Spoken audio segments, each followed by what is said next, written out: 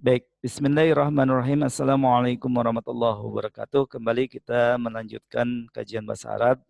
Langsung saja kita membahas tentang isim dilihat dari sifat atau non sifat. Ya, ini sangat penting kita pelajari tentang sifat atau non sifat. Ya, jadi isim itu baik ada yang marifah dan nakiroh. Itu ada juga di marifah maupun di nakiroh yang sifat, yang kategori sifat. Ada juga yang kategori non sifat. Ya. Non sifat berarti dia tidak memiliki sifat. Ya sekali lagi kalau non sifat berarti tidak memiliki ciri sifat. Nah, ciri sifat itu kalau kita perhatikan salah satunya adalah isim fa'il. Ya, isim fa'il itu kata benda yang menunjukkan pelaku atau perbuatan. Tentunya kita harus tahu wazannya. Tapi saya ingin tunjukkan ya isim fa'il yang berasal dari fi'il madi ya, yang 3 huruf ya. Ini fa'il. Seperti ini ya, fa'ilun dan fa'ilun ya. Fa'ilun, fa'ilun. Jadi bapak-bapak atau ibu-ibu lihat aja 4 huruf, ada 4 huruf, huruf ketiganya ya, huruf kedua atau yang kedua ada 4 huruf, huruf keduanya alif yang merah ini. Contoh Fatihun ya, Karimun, Rahimun, Nasirun. Jadi kalau fa'ilun, nasirun, Fatihun. Kalau fa'ilun, Karimun, Rahimun. Pelaku ya, dia adalah pelaku atau isim fa'il. Berikutnya kalau diawali oleh mim ya, diawali oleh mim, mustaghfirun, mujtahidun, mujahidun. Contoh saya percepat aja. Maf'ulun ya, pola diawali oleh mim ya, maftuhun, makrumun. Perhatikan aja mimnya ya. Marhumun, marhumun, almarhum ya. Di mim berarti dia itu sifat ya, mansurun. Dan contoh yang lain adalah mujtahidun ya, mujahidun di mim, mustaghfarun. Nah, ini semua adalah sifat karena diawali oleh mim. Tentunya gini, tidak semua diawali oleh mim itu adalah sifat. Jadi kalau diartikan adalah tempat atau waktu, maka dia tidak termasuk sifat. Contoh, masjidun itu kan tempat. Nah, masjidun itu tempat. Jadi tidak termasuk sifat, ya. Atau misbahun atau alat, ya. Kalau alat juga misbah, bohlam lampu atau balon lampu, dia itu tidak termasuk sifat, ya, kategori sifat.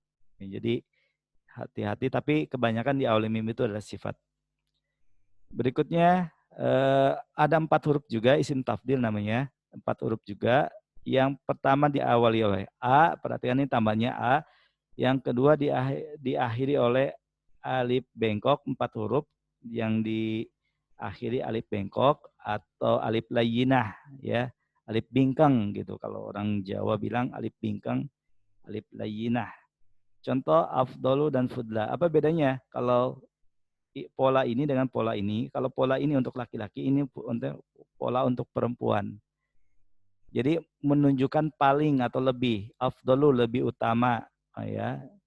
Fudla lebih utama, sama, hanya ini untuk perempuan ya.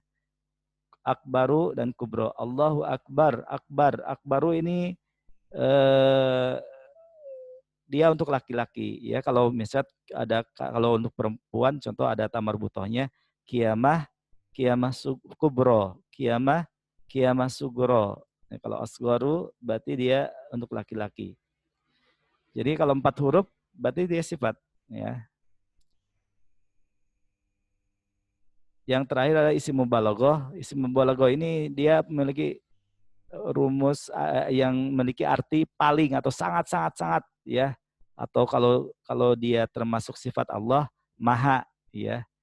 Ya, rumusnya harus lihat di wazan Asmaul Husna. Jadi harus tahu, paham tentang Asmaul Husna, tapi karena banyak jadi saya tidak bahas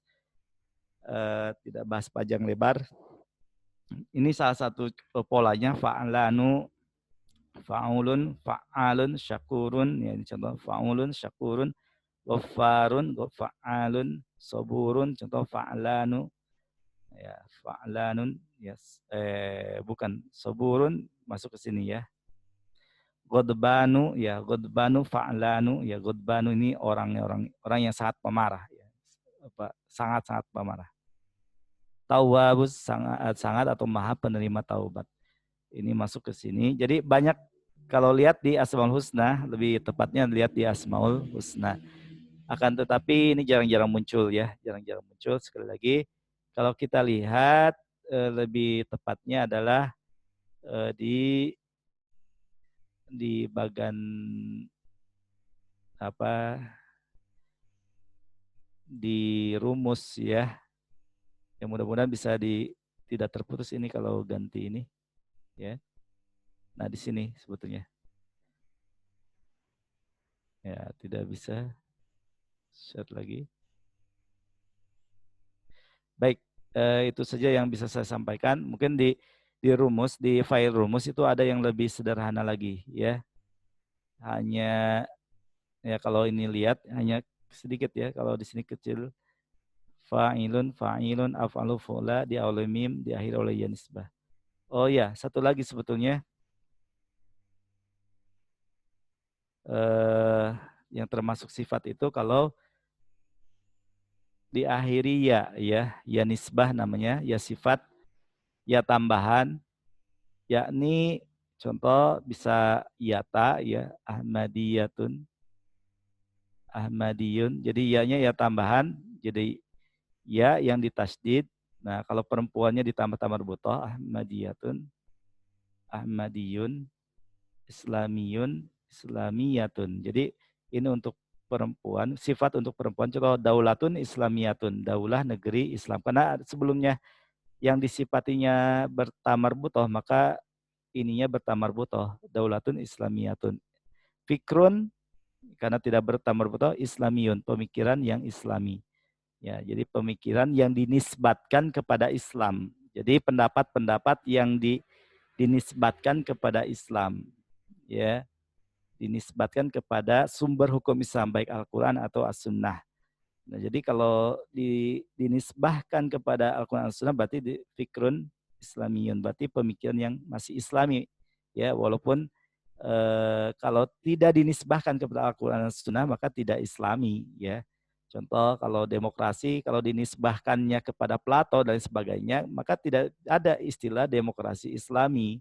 Ya, kalau dinisbahkan kepada para filosof. Tapi kalau dinisbahkan kepada Islam, dinisbahkan kepada pendalilan baik Al-Quran As-Sunnah atau apa yang ditunjukkan oleh Al-Quran As-Sunnah, ijma sahabat kias, dan mungkin ada sebagian yang menggunakan ijma ulama dan sebagainya, maka itu masih dikatakan pendapat yang Islami.